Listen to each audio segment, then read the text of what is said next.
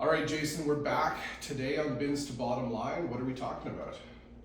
Let's talk about pneumatics, Brent, Let's do it. and blower systems and what you all need to do to price out the system correctly and everything that we need to look at. Cool.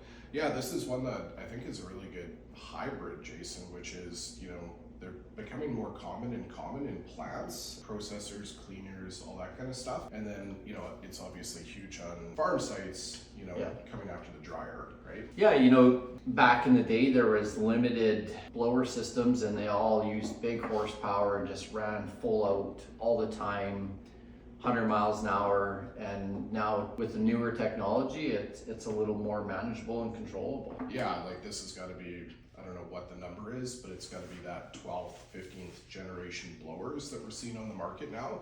They've got good controls, they can unplug themselves, they've got speed controls for gentle handling. They've really come a long way. Very much, very much. Going back for me, when I first came into the industry, I was just like anybody else pulling up the brochure.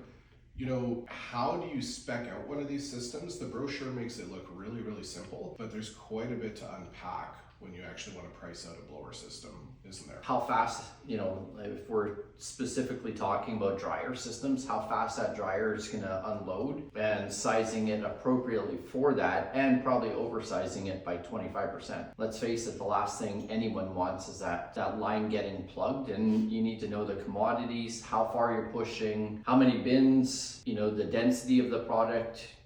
You got to really do a lot of calculations on this. Yeah, you do. If you're putting in a 3-inch or a 4-inch system, it's not that hard, right? Like you're usually picking up screenings, the odd situation, you're moving from one cleaner to another, you're transferring within a plant. The sizing with, a 10 horse, 20 horse blower, pretty easy, pretty straightforward.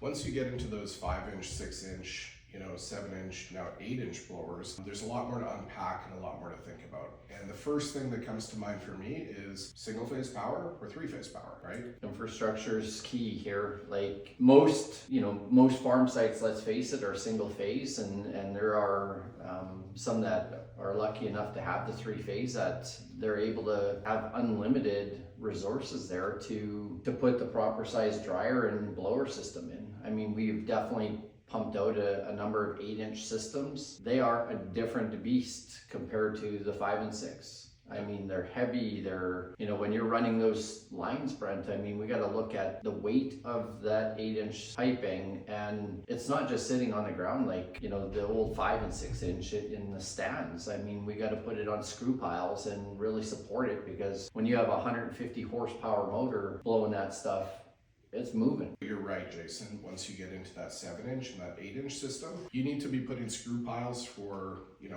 the actual support on the pipe that's on the ground. And once you go up the bin, you can't just be using the standard clamp system. You've got spider brackets, you have custom supports. You really want to make sure that thing works well for the amount of force that's going. Not just as easy as, going in and hitting a deadhead. There's a lot more force involved in the 7 and 8-inch. And not even so much was the 7-inch as bad as the 8, but the 8, there was some learning curve. I mean, I think that's the case anytime new equipment comes on the market, whether it's a new combine, a new tractor, a new brand in Canada, there's always learning when it comes into our market. So, the good thing is that, these 8-inch systems, they're here to stay. The manufacturers are supporting it from the engineering and from the factory. And I think looking into the horizon, you're going to see these 8-inch, 10-inch, maybe even bigger systems, for the farms of the future that are taking grain away at 2,000, 3,000, 4,000 bushels an hour, right? Yeah, there's no question. I think there's already some rumbling that there is a 10-inch coming. That's going to be a whole nother beast when we get there, but you're right. We have great relationships and partnerships with our suppliers, and we worked through a lot of the concerns we had with the 8-inch with them, and they were very supportive, and we got to the finish line with these. So let's talk about how do you actually unpack and understand what the brochures have to say. We've worked with different brands on pneumatics. We have our favorites, obviously. We're not going to name names. but a lot of the brochures, a lot of the specs are pretty dang similar. You're going to open it up. It's going to have, most are going to start at 4-inch, some 3-inch. It's going to go 4, 5, 6, some are 7, and some are 8. But it's going to have, length, the capacity at a certain length, and that number, it's generally rated on corn, Jason. So Yes. the very first thing off the top is if you're in Western Canada, you're doing grains, you're doing oil seeds, you got to take for sure 20-25% off that number. I always take 30% off that number to be safe. That's going to give you a more realistic world, capacity. Yeah, I think, there again, Brent, we try to always be conservative and probably do the extra calculation. And that's why even when we're looking at quotes and stuff, sometimes our system is not fully priced as a competitor would be. Let's face it, I mean, we build in buffers to make sure that we're going to over deliver wherever possible when we're designing systems. The second thing to look at is, the actual feet. I remember looking at the brochure for the first time 6 years ago, and, I looked at it and I said, okay, 100 feet, and then reading the capacity, that means if I'm starting here and that bin's 100 feet away, I should get this capacity. And the reality is that number, it's not feet away from the bin, it's what's called effective push length. Effective push length is a combination of a few things, right? It's, hey, every foot to foot on the ground horizontally, yeah, that's normal feet away. Every elbow that you add, you've got to add 20 feet to your effective push length. And then every foot that you go up in the air, you've got to double that number. So, we're not going to go through, all the math down the rabbit hole, but the short of it is that you could be 100 feet away from your bin, you could have 6 elbows to get to the discharge point, you could be going up, 40 feet, 50 feet, and your effective push length by the time you add in all your elbows, your effective push length could come out at more like 300 feet. Yeah. So you can't be sizing it at the 100 number, you got to be sizing it properly at the 300 number. And that's just to that bin. What about the bin at the end of the line? It could have 8 elbows, it could have 9 elbows, it could have 10 elbows. You really need to be working with somebody that's doing the proper calculations. Yeah, and even walking through this with customers in my experience, I always tell them try and put the lightest commodity wherever possible in the furthest bin. For sure. Right? Which gives them a higher rated capacity just based on density. I think the other thing is when you open up that brochure, understand that if you're on single phase power, you're going to top out at 50 horse 6-inch system. That's the biggest you're going to be able to go. It's going to be a 50 horse 3-phase motor. It's going to have a 75 horse VFD acting as the phase converter, and that's the biggest that you can go. 3-phase, the world's your oyster. Right now we're confident putting guys into that 8-inch 150 horse system, but just understand that if you're on single phase power, that 6-inch 50 horse, that's going to be your biggest. And I would say the most common one for single phase is that 5-inch 40 horse system. The cost difference, Jason, between a 5-inch 40 horse and a 6-inch 50 horse, the cost difference from what I've seen is about 30 to 40%, and the capacity gain is only like 10 to 15%. So if you don't need that extra 10 to 15% capacity, that 5-inch 40 horse is still probably the workhorse in the single phase yards. 100% it is, yes. Best bang for your buck. Jason, one of the things that I want to close the loop on is setting it up off the grain dryer. So there's really 2 or 3 different ways that you can set up these on the farm side. Like we talked about with cleaning and processing plants, pretty simple. They're going to have a consistent speed. There's not as many variables to think about, but in a farmyard, there's a different way to set it up. If you're a continuous flow guy that's dropping cool, or if you're a screen dryer guy that's dropping hot and using a surge bin and using a cooling bin. Continuous flow dryers, for the most part, guys are either, if they have a Nico, an MC, a grain handler, something like that, a lot of guys are going to shut down those couple bottom tiers. They're going to do a blow cool. Sukup obviously has a vacuum cool. a little bit more fuel efficient, and they're dropping cool. The pneumatics are generally set up, Jason, that it takes it straight off the discharge and you take it to whatever bin you want to go to.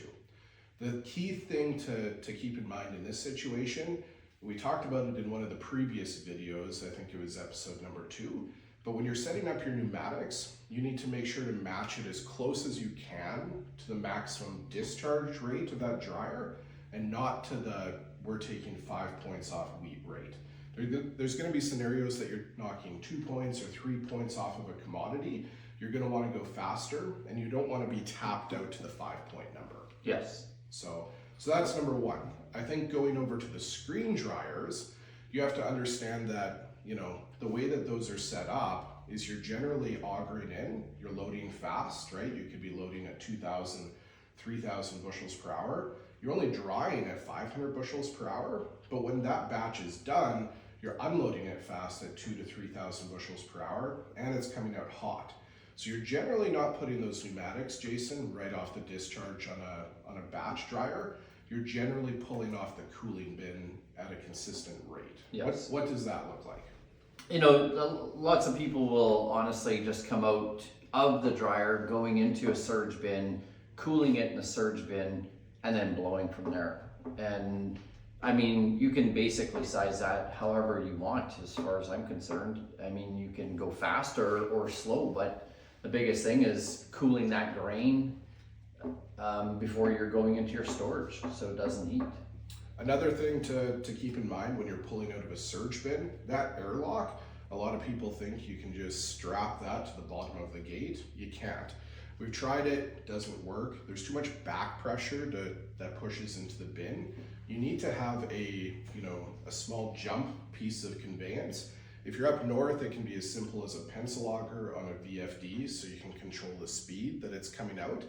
If you're more south and you're going to put some pulses through there, put a drag, slow it down. But you need to have a piece of conveyance that feeds that airlock at a constant rate and is able to release that back pressure. Yeah, we've definitely set it up in numerous cases, let's face it, where we can swing that auger out of the way and guys are able to use that bin for just storage and then emptying it with their normal augers right after the fact. Lots of guys are selling aluminum pipe and we're selling galvanized, and aluminum's going to wear out way faster than galvanized, right? So when guys are looking at quoting and stuff and pricing, they're saying, oh my God, you're more expensive than the other guy. And it's like, when you start getting into the nitty gritty of the quote, if you are not quoting the exact same thing, the pricing is going to be off. There's no question. That's a good point. For us, and I remember 5 years, 6 years ago, talking to the manufacturer, the thought process was that the straight sticks, should be aluminum because they're easy to install and they're a little bit more cost effective than steel, right? The reality is though, we've changed guys out. We've upgraded them from a 5-inch to a 6-inch over the years. When you take those systems apart and you pull those aluminum sticks off, after not a lot of bushels, they're wore through pretty good. And the reality is that aluminum, it'll slice like butter, right? Yeah, it's any fluctuation in the ground and the ground movement in the stands makes that grain inside there bounce, and that bouncing causes wear points, and then wear points are going to create holes and a big mess that you don't want to clean up. So, going from aluminum to galvanized, yes, it's a cost increase, but there's a lengthy life to that. Well, and I think the numbers are, it's 10%, 15% extra cost, but you get 4 times the life. And keep in mind that you're going to pay install once instead of paying somebody to come and change it out multiple times over that lifespan. So it is very consistent in the market right now that you're always going to have galvanized steel elbows. That's good, but it is consistently inconsistent that you're going to get recommendations for aluminum versus steel. Make sure that you're putting in steel. Do it once, do it right, you're going to thank yourself later. Agreed. All right, guys, we'll catch you next week, and thanks for tuning in. Cheers.